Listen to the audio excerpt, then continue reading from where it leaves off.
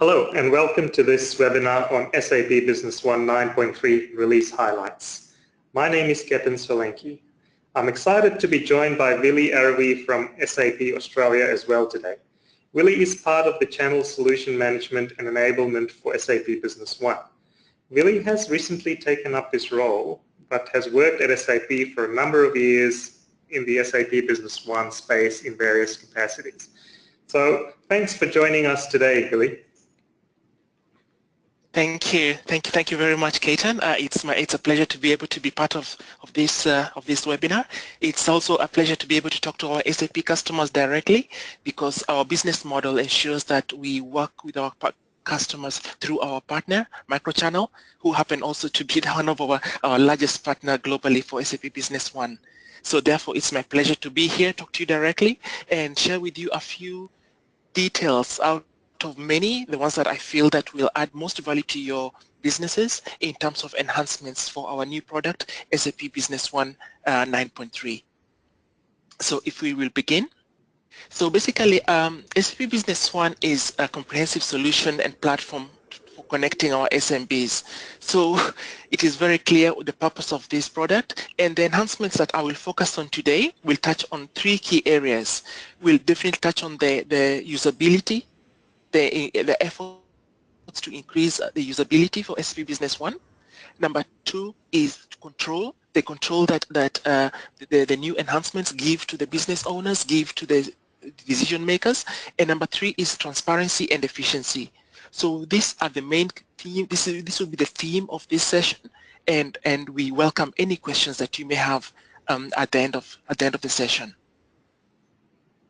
So before we begin talking about SAP Business One 9.3, it is very important that we share our journey with our SAP customers in terms of how does the future look like?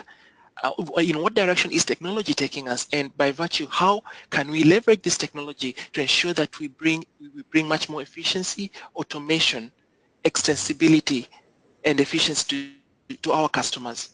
So first of all, we will leverage the latest technologies to ensure that we give our customers a new user interface. And this user interface is going to be based on HTML5 screens, which is otherwise known as Fiori. And we will also be introducing a thin client. And by thin client, we mean basically that we will be ensuring that in the future version of SAP Business One, our customers will not need to have heavy hardware to do installations and upgrades. It will all be done remotely. It will all be server-based, and you'll be able to leverage and use and access your data through your thin client, be it a tablet, be it a mobile phone, or be it your thin laptop.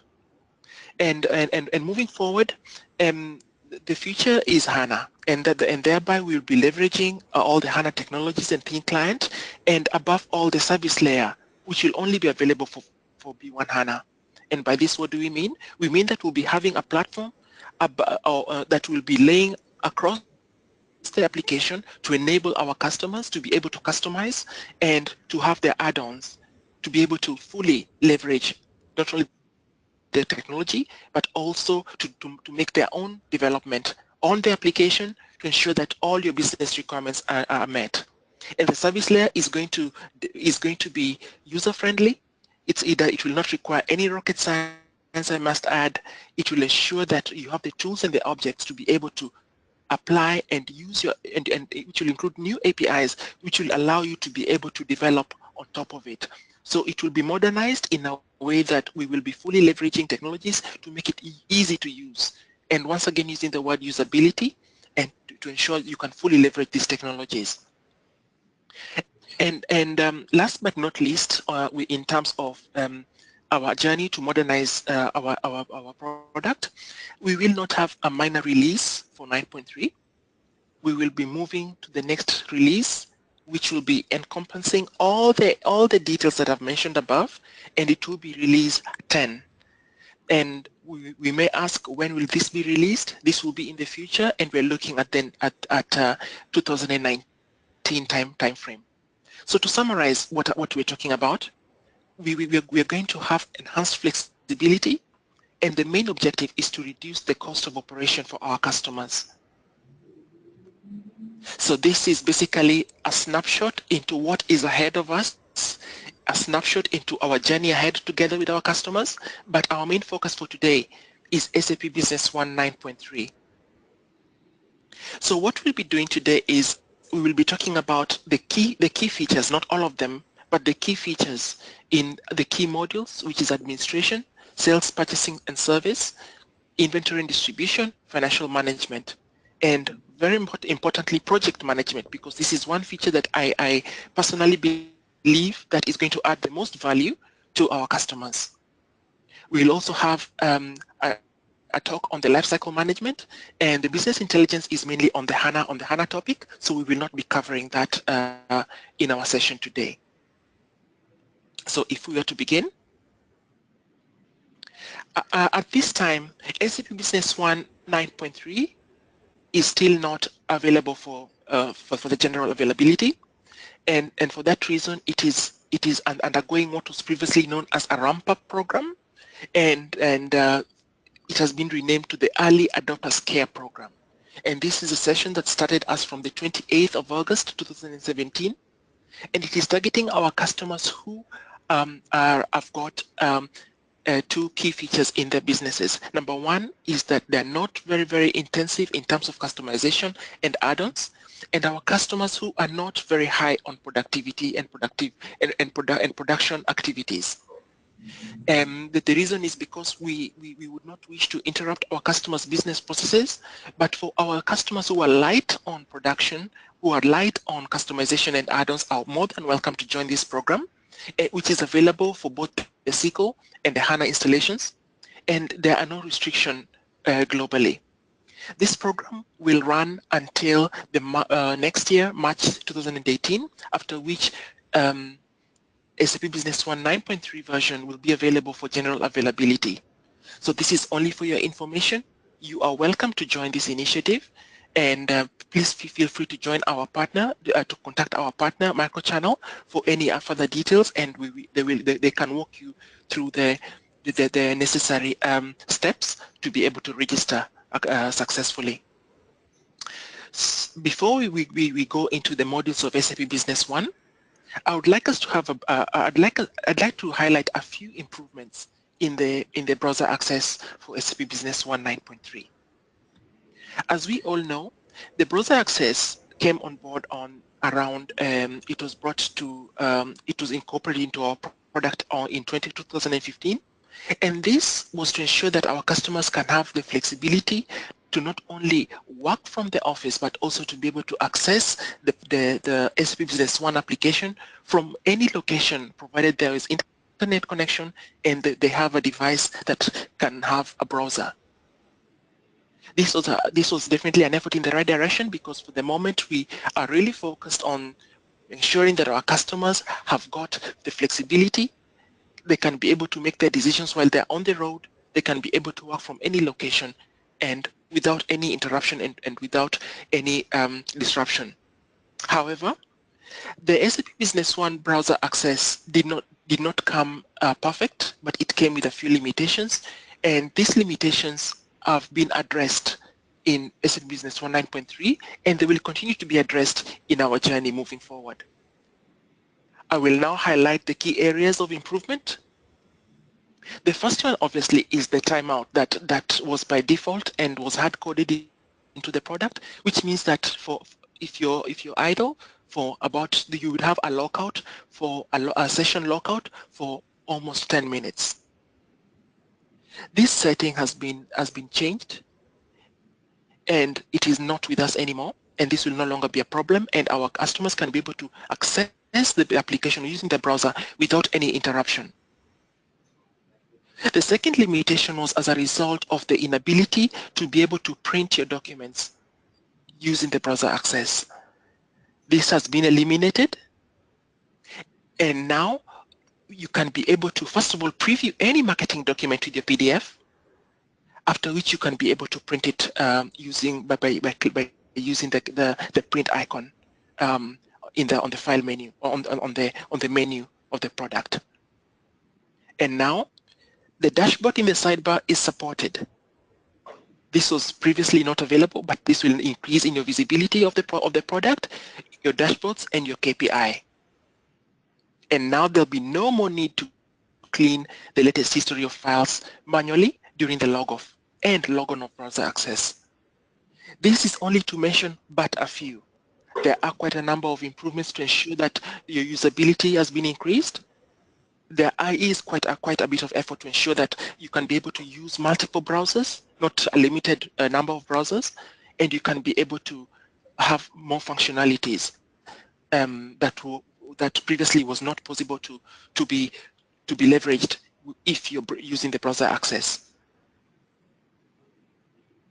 So now let us move to the production to the administration of SAP Business One version 9.3. So basically, as we know, authorization is very important because this is where a lot of the settings are made. This is where, when setting up new companies, when setting up new branches, all the user definitions, company definitions are done here. So what has been done is that the authorization module has been enhanced to increase the simplification. And how has this been done? Authorization groups has since been renamed to user groups, and as well relocated under the setup, which is under the setup and under the general tab. And what does this bring for us? There's three things to mention. Number one is that the user authorizations will now have validity dates. How does this apply to our customer? Why is this going to simplify our customers' usability for SAP Business One? We have many scenarios whereby we've got our users, our employees, who are assigned to different groups depending on projects, and these times may be valid. And what do I mean by this? I'm talking about the activity of the validity dates. For instance, you can have a user A who will be involved in a specific project B between January and February. Now, you can be able to assign the user to a specific group and define the dates for which they'll be active in this group. So this will increase the manual setup of users and transfer of users. It will be automated. And now, the user form settings has been enhanced in that a user will inherit the settings of the group to which they belong. This was previously not available. Previously, we had to define the settings for the user settings per user.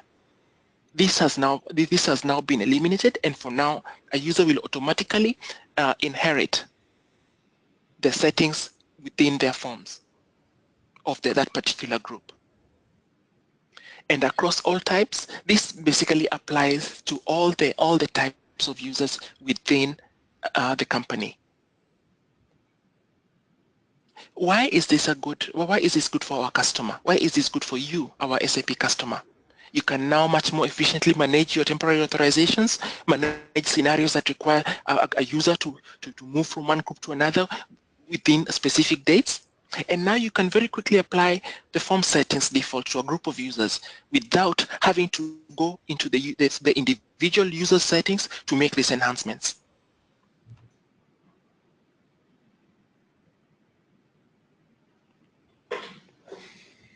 And next, we are going to be talking about the approval procedure enhancements. The approval procedure is a very, very important part of SAP Business One. Why is this so? The reason is because this is the part of the application that enables control, enables control for the business processes, enables control for the decision making that is critical, and is only assigned to a specific number of users within the company. Now, what do we have here? Previously, it was not possible to edit or to make any changes to a document that was pending or was already approved. Now, the approval process is possible for within the pending stage and the approved stage to ensure that it is obtained and approval is obtained every time the approval criteria has been triggered, whether it is in the adding stage or when this is being updated in the document. And I will now pass on to Ketan, who will show you what we are talking about specifically. Ketan, over to you, please. Thank you. Thanks, Willie. So just going to quickly show you some of the configuration relating to this setup. So as Willie mentioned, documents can now go for approval even if they've been approved the first time. So if I look at the approval setup, you can see that you can now say whether that approval applies when updating existing documents that weren't initially part of the approval process. The rest of the screens or the setup's the same. So in this case, I've got a person called Alex. When they raise a purchase order, it needs to go to approval to use the JSON butler, and the terms are set to always. So if I now go in and log in as user Alex and raise a purchase order,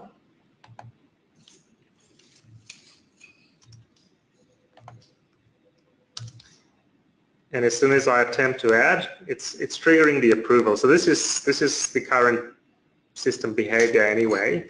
So I request approval, and as per the current practice, user JSON should get an alert any minute now. There it is. It's come through, and it's saying there's a request for approving document. I can go in as user JSON. I can look at the purchase order, and if I'm okay with it, I can approve it and update. Now, message goes back to Alex. I'm back in Alex's window, and I'm just waiting for the message to come back to say that my document has been approved, and there it is. Document approved. I can go in and add that away. So this is what the current behavior was. But what would also happen is as soon as the document had been approved, you couldn't change anything. So it would be locked down. But now you can see I can go in, I can click into the rows, I can, let's say, increase the quantity from 1 to 2, and I can click the update button. And when I hit the update button, it's telling me that, well, it needs to be approved again. So, well, let's do that again. So please approve number 2. And I go, okay.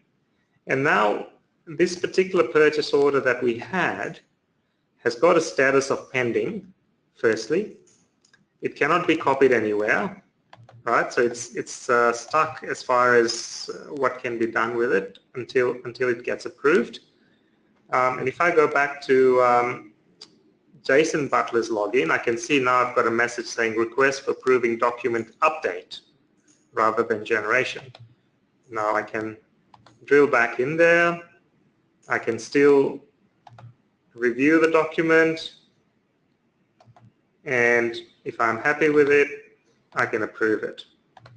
So when I approve it again, back on Alex's login, there's a message again saying document update approved.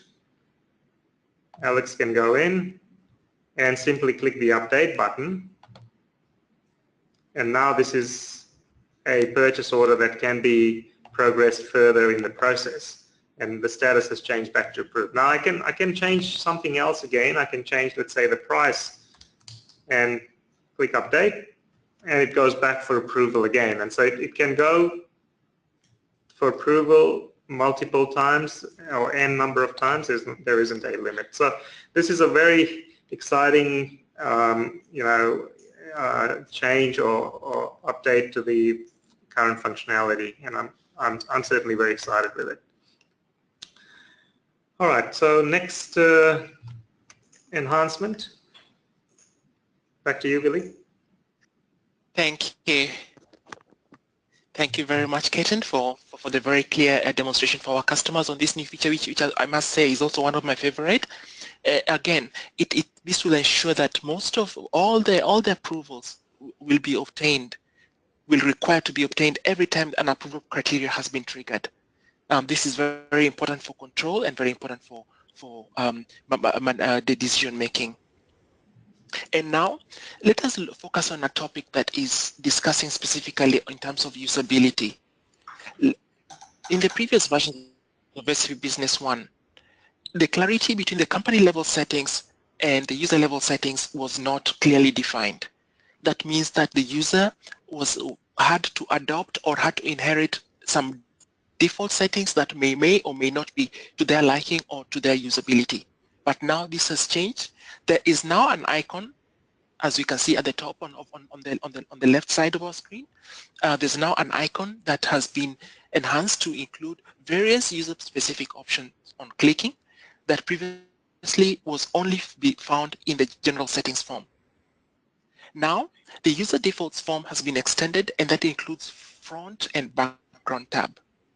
While this may not be a feature that will impact the business, but this is definitely a feature that will increase usability, and all users can gain access to their own personal preferences. So, of course, this is subject to authorizations. And once again, the clear definition between company and personal settings, but the most important is better coverage of user default settings, enabling much more efficient implementation. And this, I believe, adds to the attractiveness in terms of usability for each and every individual user. And now if you move on to the next highlight, I believe that most of our customers, if not all, require to run reports, require to run end of the month journal entry reports, require to run the end of period reports. And before, importing this information required processes, required the use of DTW, which I do know that is not the easiest to use and will require time before achieving the results that you require.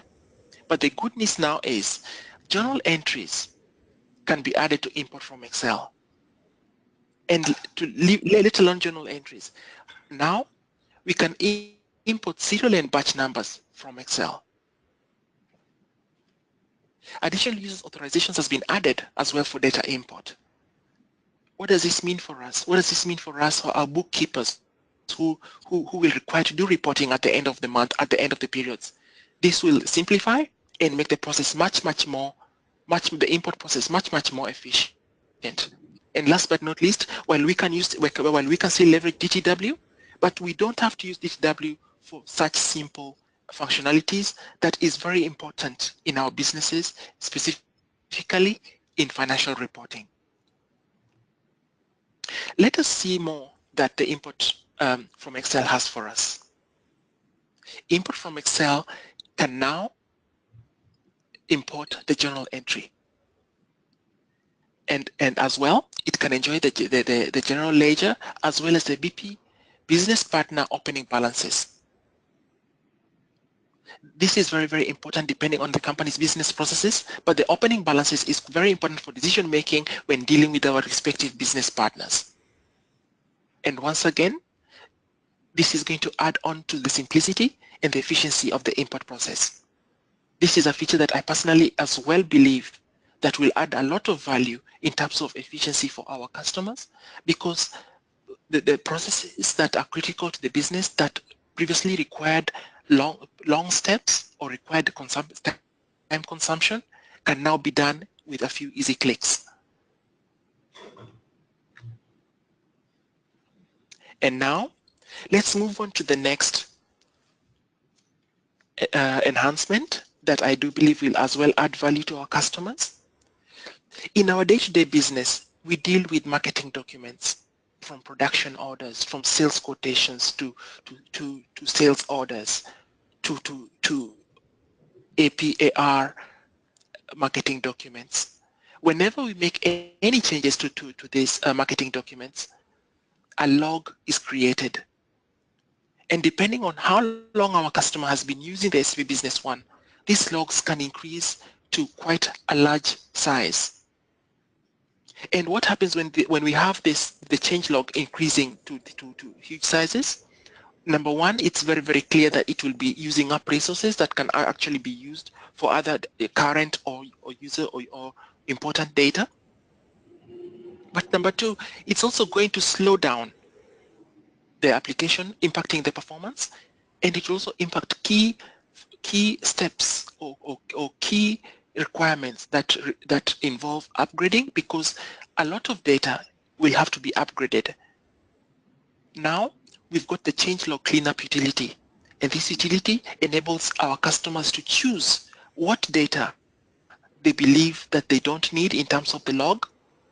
And if you've been using it, for instance, for 14 years, you can choose to clean out the log for the until the last 3 to 4 years, depending on your auditing requirements and depending on what data is relevant for any audit or investigative requirements you may want to do in your financials.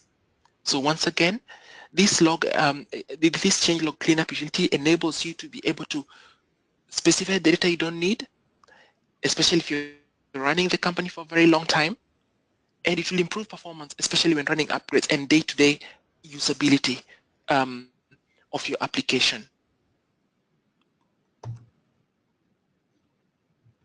And now, let us look at the next module,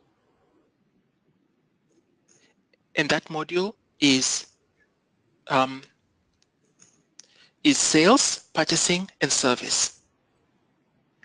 And we will talk about another very, very important feature for which I will also hand over to Ketan to give you a demonstration on. The return of material agreement. Before we talk about the return of material agreement, let us talk about typical business case scenarios whereby we deal in goods and services that exchange hands between the vendor and the customer. There might be reasons that may require the goods to be returned.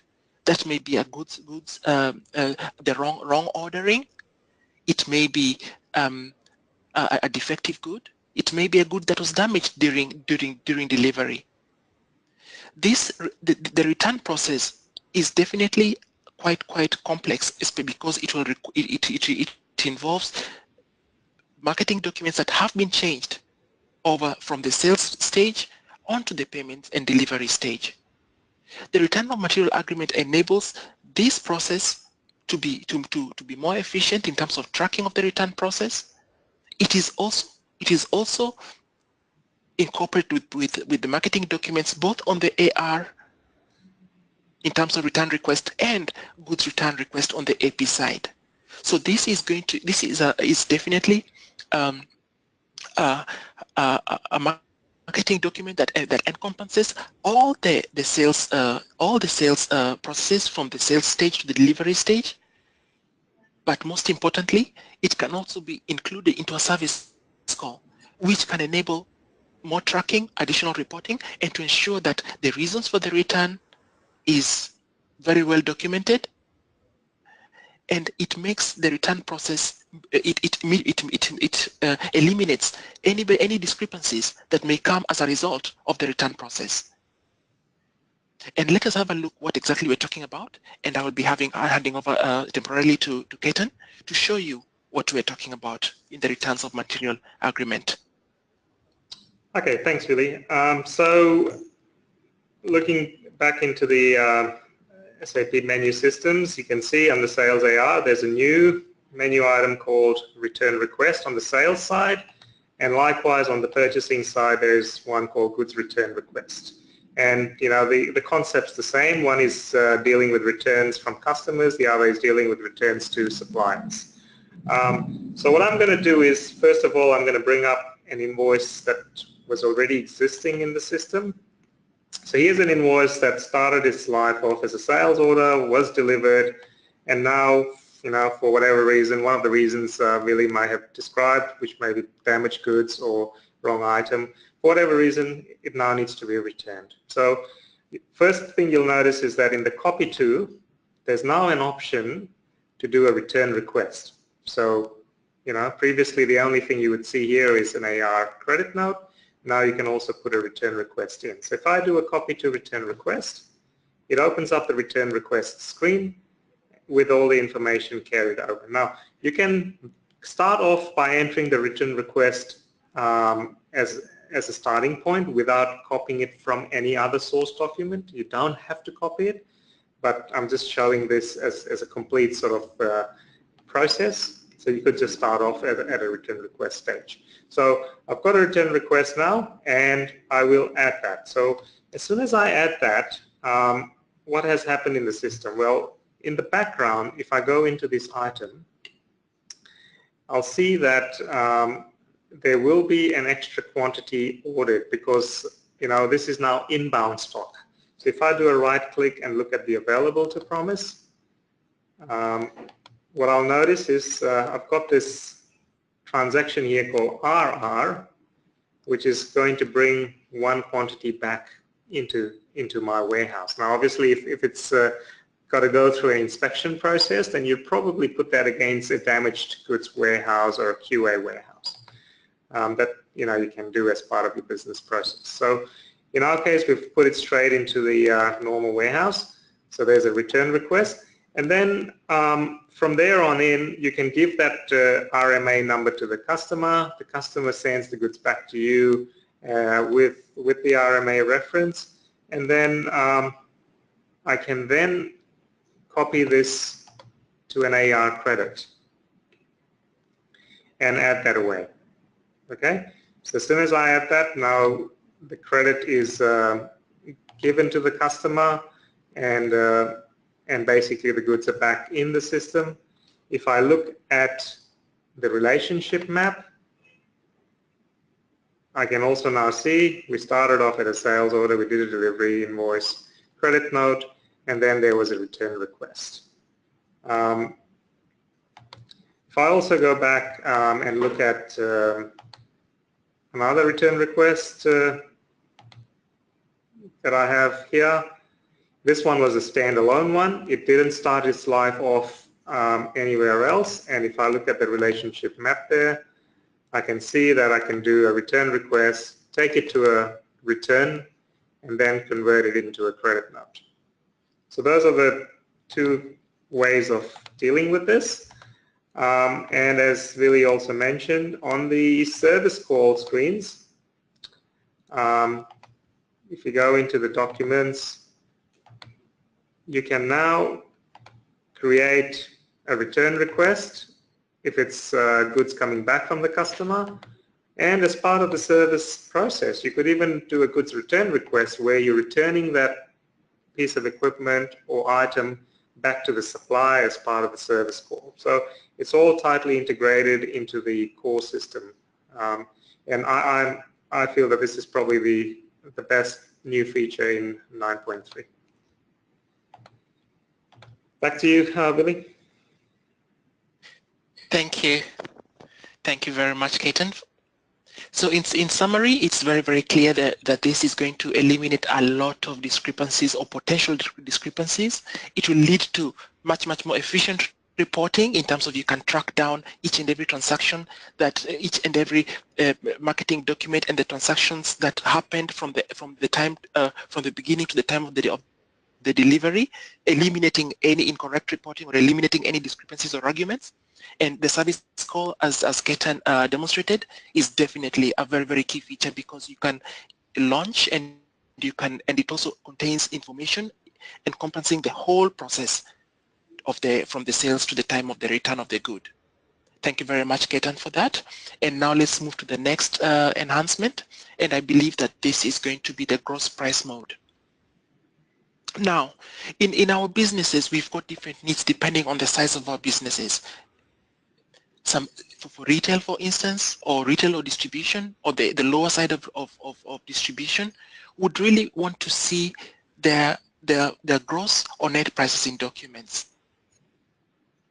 Before, we did not have this flexibility to select which ones we would work with. But now, the good news is that we can select to use gross or net prices in documents. And this can be done under the settings in the business partner master data, payment terms, price mode, and price list. So the BP price mode settings drives the use of gross price or net prices in documents. This once again is about flexibility It's about supporting for our retail businesses that require either mode at any time during the financial or the dealings with the business partners. And most importantly, it streamlines the gross price calculation method, enhancing reporting. So just to add to that, gross price, what we're talking about here is price including GST, whereas net price is price ex GST. So you can now decide which of the two you want to use on your marketing documents and set defaults on the customer record. Thank you, Ketan. Thank you very much for outlining that key point. So let's see what more we have on this. Let's talk about the price lists. Depending on our business model, we might be dealing in, for instance, production of goods that have got multiple units of measure. By this, we can be talking about documents that are measured in batches of 1,000 units, be it nails or be it any items that are done in mass and volume. But now, we now have a new feature that enables us to define pricing unit per given unit of an item, be it 1,000 units, 500 units, or 100 units. And the price lists, they reflect this with the additional field of the pricing unit. What does this mean for us? This means that we can have much more accurate pricing for small value items that are produced in volume, thereby eliminating the need to do rounding or estimations. And to give you a clearer picture of what we're talking about, I'll once again pass on to Ketan to show you what we're talking about. Thanks, Billy. So this pricing one, again, it's a very handy feature because you know, a number of you might be using items that are, you know, packed in large quantities that are low value but, you know, high volume, and you might be tracking them in cases, but you know, you might also, at some point, you may well sell them as individual units as well. So here I've got an example here, which is, you know, nails, and just bear in mind that this will only work if you're using multi-units of measures as well. So I've got a unit of measure group here for my nails, and what I'm saying here is I've got a base unit of each, but then I've got a pack of 100 and a case of 1,000, right? So that's the starting point. Then once you've defined that, then you can say what your pricing unit is.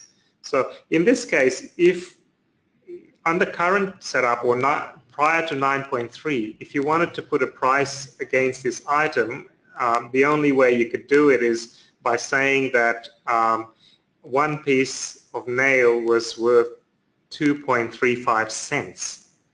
And to achieve that, you'd have to have 4 decimal places. Now, the fact that you can now do pricing unit means that you don't have to increase the number of decimal places in the system. You can just say that my pricing unit is a pack, and that it's $2.35 per pack, and that's what I'm selling it at anyway. So it just allows you to accurately put price in the system, but it also eliminates the need for increasing number of decimal places to cater for these sorts of low value items that are in, you know, various pack sizes. So works in conjunction with multi-units of measures and eliminates or reduces the need for increasing number of decimal places. But back to you, Willie. Thank you very much. I believe that you've spoken very clearly, and you've highlighted the advantages of this new feature. But I must emphasize that the elimination of decimals and rounding is key to any accurate reporting at the end of the period, or at the end of the year. And the reason is because even though the items might be low in value, but if you're dealing with volume, it will actually be quite a substantial amount, and accurate reporting will be very, very important at the end of the year for any reporting. So let's carry on. So let us look at the price list. So basically, the pricing hierarchy for business partner, before, it was clearly defined that we can determine the special prices for business partner the effective price for a business partner by the lowest price or the highest price. If there would be a scenario whereby there is a discount or a special price that the business partner may benefit from, for instance, a Christmas sale, for example, if previously the effective price of the partner was to enable that they can have a 5% discount, but the Christmas sale discount is 10%. It was not possible for the special prices to override the already defined highest or lowest price for business partner. But this has changed. Right now, there's an option to override the existing logic for selecting effective prices by applying the highest and the lowest business partner. Therefore, it means that if there's a better price that the business partner can benefit from, it will definitely be adjusted. And special prices can as well be limited by an active period. As I mentioned, for the example of the Christmas period, it can be defined to run from, for instance, the 15th of December to the 25th of December or 28th of December, after which the previously defined effective price will take effect. Why is this beneficial to our customers? When you're dealing with your customers, with your own customers in your businesses, you must ensure that you have the correct discounting and you maximize your revenue. And once again, this will eliminate any issues that may be related to the changes in the discount and any special prices that may be required should there be any special events or promotions. But also it will increase the flexibility when using the pricing functionality per business partner. And once again, this will increase the productivity and simplify customization for our customers. And now, let us move to the next enhancement, and that will be the CRM module. The CRM module, in my opinion, and I believe many of our customers will agree, is one of the key modules in SAP Business One. And the reason is because this is the module that encompasses the functionalities that enable us to engage and manage our business partners, who are our customers in most cases, and obviously our vendors. So what has been done here? While there has been no increased or huge change in the CRM functionalities, but the CRM module has now been put into one, and it is added under the finance module as a standalone module. So you cannot find it under financials as a standalone module with all the functionalities related to the CRM underneath.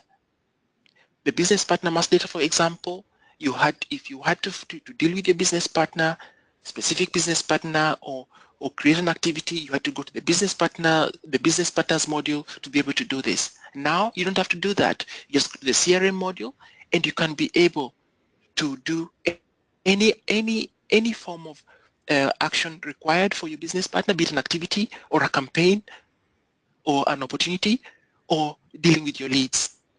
And what is the key benefit for our customers? The centralized CRM module will enhance the usability and increase the productivity because it is going to be a one-stop shop.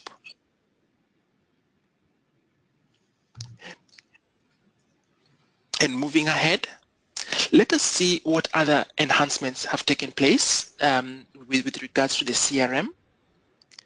Previously, an activity was attached, or an activity was only related to one specific user. So it means that should you want to run an activity for multiple employees, you had to first of all make the setup for each individual user. But what does SAP Business One 9.3 bring for us? It ensures that an activity can be assigned to multiple users and employees, and it ensures that the activities overview, which is one of the most important part of any activity because it gives us the visibility, can indicate the handlers, be it single or multiple. So now we can run the activity not only for one user, but for multiple users, enhancing efficiency, and there'll be no need to create an activity for one individual user. So this is a good enhancement in my opinion because of the efficiency it will bring and the automation in that you can do this in a group and not for an individual. Let us talk about another module in the campaign management. So the campaign management is very, very important module under the CRM. And why? The campaign management enables us to launch campaigns, to bring awareness to the market, to bring awareness to the leads, convert them to business partners for each and every area of our business, irrespective of of the service or goods that we deliver. Now, an authorization is required before generating and executing campaigns. And one of the keywords I mentioned at the beginning of our webinar is control. This will ensure the control and ensure executive decision before any campaign is launched. Secondly, saved campaigns or executed or non-executed campaigns can now be easily distinguished by a search function. Before, it was quite tedious because everything was all was all together, and we had to manually surf through various campaigns. But now there's a find function that has as well been added to ensure that the target group details can be separated, target BPs in manual campaigns, and target BPs in campaign generation wizard as well. And in the campaign list, we have a selection criteria expanded to enable filtering by linked documents. And last but not least, the sales amount and gross profit reflected in the campaign list will ensure that we can see the success or measure the success of our campaigns. What is the benefits of these new features? Now the users can differentiate between the executed and non-executed campaigns. Previously, everything was all together and we had to surf through them manually.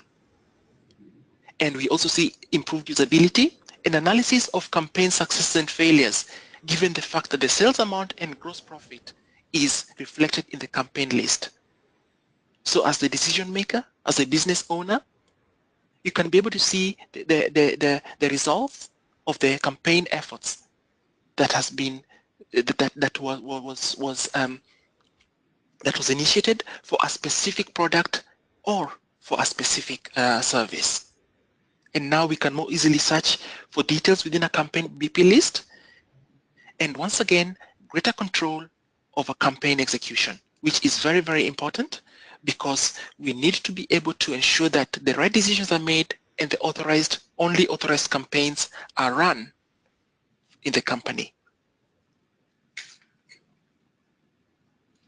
And now let us look at a few enhancements that are key to your businesses that have been made in the financial module for SAP Business One 9.3. Previously, we had 8 drawers in the chart of accounts, and most of the feedback that we received was that this was quite limiting, especially for larger enterprises. And we got this feedback, and the enhancement in SAP Business One 9.3 will ensure that the drawer structure will now have 10 drawers, 2 of which 8 as it was before, but 2 of which can be customized depending on your business requirements, and can be added or attached to any of the previous 8 that were available. And what is the benefit of this? Most of the feedback we received were from our large enterprise customers. So this will provide better support for our large enterprise customers and decrease maintenance cost. But most importantly, much more accurate period closing. Let us look at another aspect in the financial scenario updates.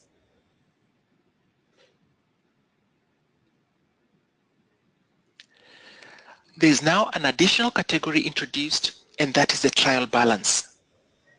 and that is at the category planning level.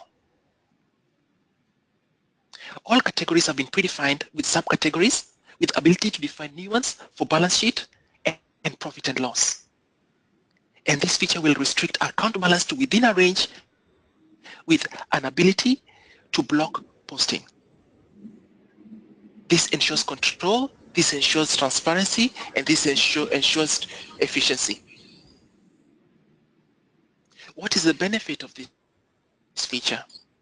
The categories can help in consolidating large enterprises, but once again, as I mentioned, better control over account balances that will lead to better management, better decision making, and better reporting.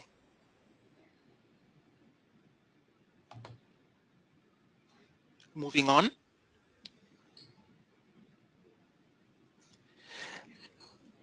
The other update in the financial scenario update is with regards to the journal entry remarks that previously was not mandatory.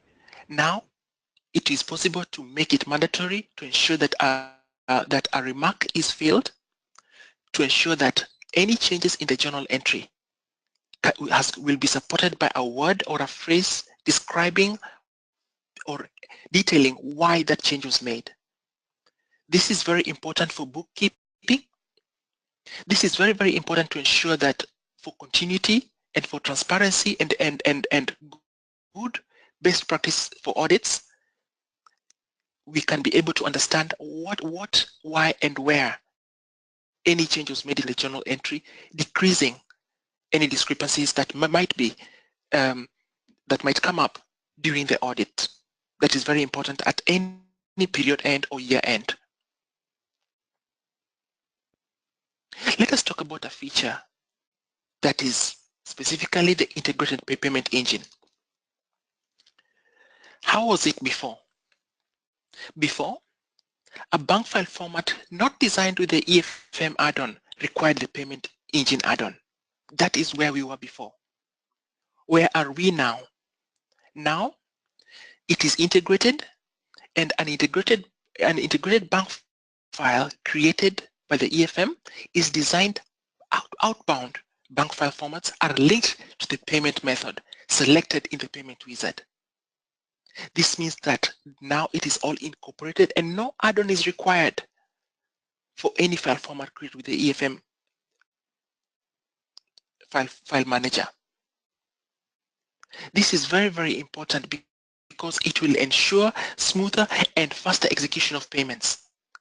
Not only that, but also creation of bank files sent to the household bank or customer bank. And because of the incorporation of this enhanced integrated payment engine, the payment wizard is much, much more intuitive. And obviously, there'll be no need to install a separated add-on, and there'll be no need to spend much more time or to consume much more time after installation dealing with additional add-ons for internal payment that is now moving forward in SAP Business One 9.3 streamlined.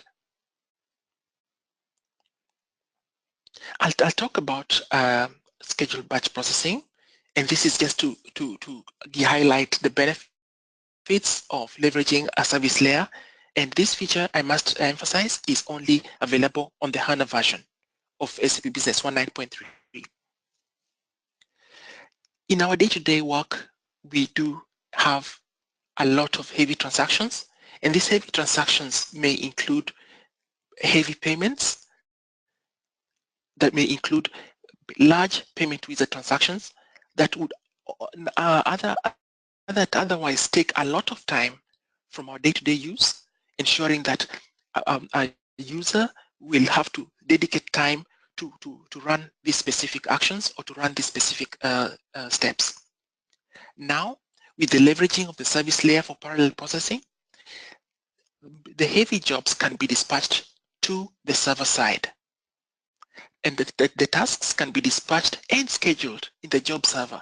And this will ensure that whether a user is logged in or not, so long as the job has been scheduled, the users can close the payment wizard or even log from the B1 client or focus on other tasks while the payment task is running remotely on the server side.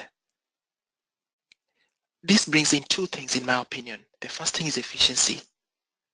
Faster processing time for large transactions without having to interfere or slow down the day-to-day business processes. And number two, you can schedule it at your own time and it can run as scheduled without any interference on your day-to-day business processes. So once again, this is a new feature leveraging the service layer. And this is a new feature that ensures that we can leverage the remote service layer by scheduling big jobs that can free our time to focus on our day-to-day businesses, which may involve engaging our customers. And now I'll talk about the project management. The project management came to us in the Business One version 9.2.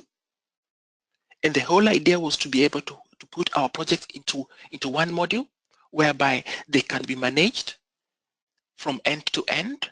They can be able to incorporate all the key features of a project all into one to ensure that SAP Business One provides our customers with a project management, with a module that will be specific to project management. SAP Business One 9.3 takes project management to another level.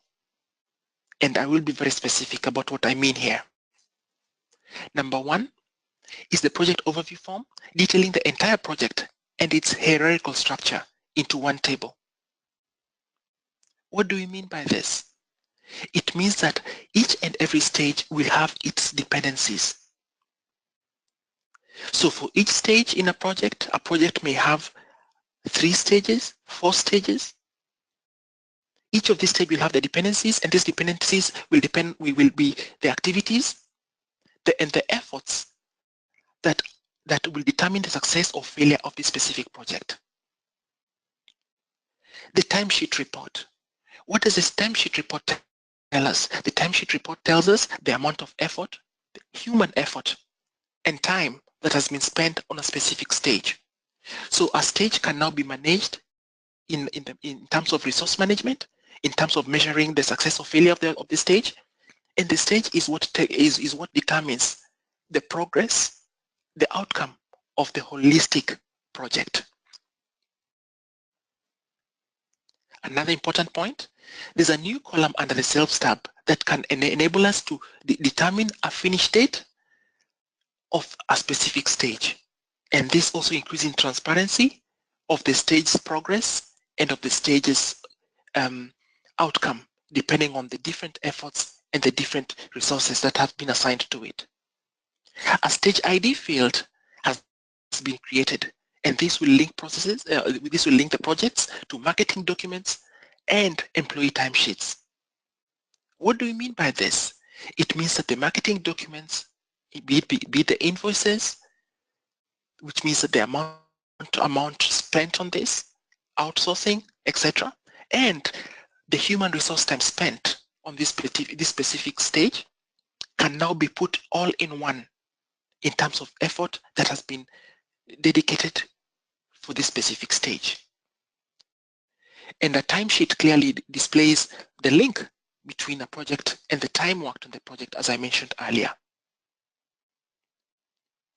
And now there's a chargeable tick box. Should there be a line in the work order that is billable or chargeable to the customer? And in addition, the project-related information is added to the activity form, and users can also set an activity relevant for project billing. So what have we done here? What we've done here is to ensure that each specific stage and each specific dependency is accounted for, is visible, and can be measured in terms of effort and outcome. Let us move on and see what else the project management brings for us. The project management brings for us the billing document generation wizard. The new billing document generation wizard allows users to recharge costs or bill a project. And the billing wizard collects open document lines, billable items connected to the project for invoicing. It creates an air delivery or an air invoice document based on the project data stored in the project management form. Before we look at the benefits of the billing document wizard or what value the billing document wizard brings for us, I'll pass on to Ketan to show us in the system what exactly we're talking about with this new feature. Over to you, Ketan. Thanks, Willie. So basically, as Willie has described it well, we now have a billing document generation wizard, which allows us to collect all the costs and timesheets that have been entered against a project. So if I go into an existing project that I've got, in this case, this is the project, and I can simply, firstly, I can see what timesheets have been entered. So if I go into the timesheet report, I can see there are 2 timesheets in here that have been entered for work that's been done, and the actual timesheet entry is accessible through the human resources. I can actually go in and look at the timesheet itself as well, or the timesheets as well. I can see these have been entered against the project, and then what you can also do then is right-click on the project and do a billing just for that project by running the billing document generation wizard from there, or you could go through the normal project management and collect a number of different projects. But I'm just going to do a right-click here and do it for this particular project. I can then select the types of transactions I want to bill. Now I'm most in this demonstration I'm going to show billing of timesheets that have been entered. So I've picked recorded timesheets, and I do need to pick a stage here that's mandatory for billing. So select one, and when I go to next, it shows me the timesheets that have been entered, haven't been billed, and if I confirm those and click on finish. In fact, before I do that, I should also point out that you can define what target document's going to get created based on the transactions. If you just want to do a delivery and review before you invoice, you can do that, or you can go straight to an invoice. The choice is yours. So I'm going to do a delivery, and when I click finish, it opens up a delivery screen with the hours that have been entered, and I can simply add that way, and now I've basically billed or at least delivered to the customer the work that has been done on this project to date. Yep, so that's the billing wizard. Back to you, Willie. Thank you very much. Thank you very much, Ketan. Basically, the billing document generation wizard adds a lot of value, and it will give users a holistic overview of the project's detailed information related to each project in one click. One of the key points that we highlighted earlier in our webinar is the productivity and the transparency that SAP Business One 9.3 endeavors to bring to our customers. And this, I believe, is a clear example of this effort.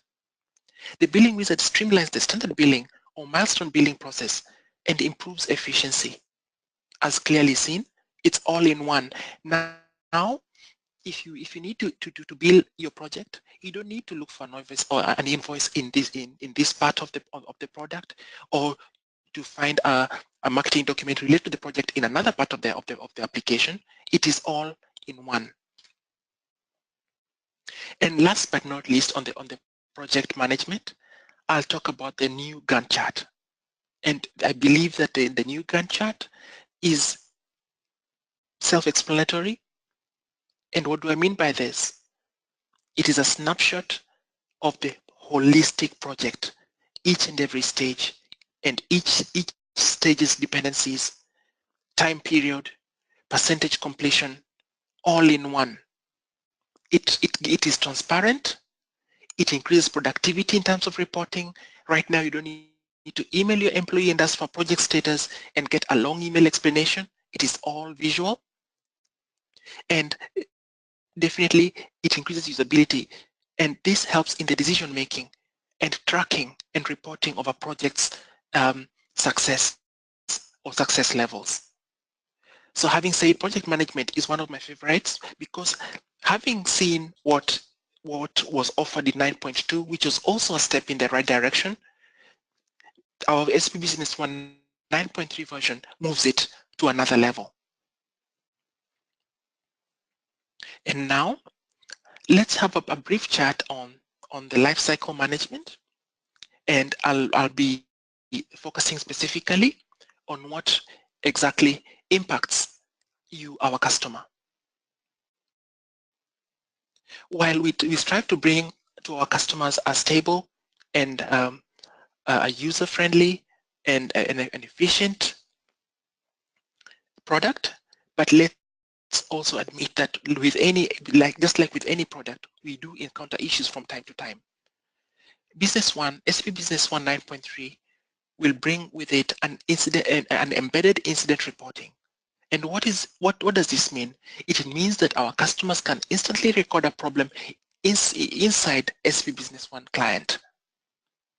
It also enables you within the client to highlight all the steps and screenshots that leads to the issue that you're facing.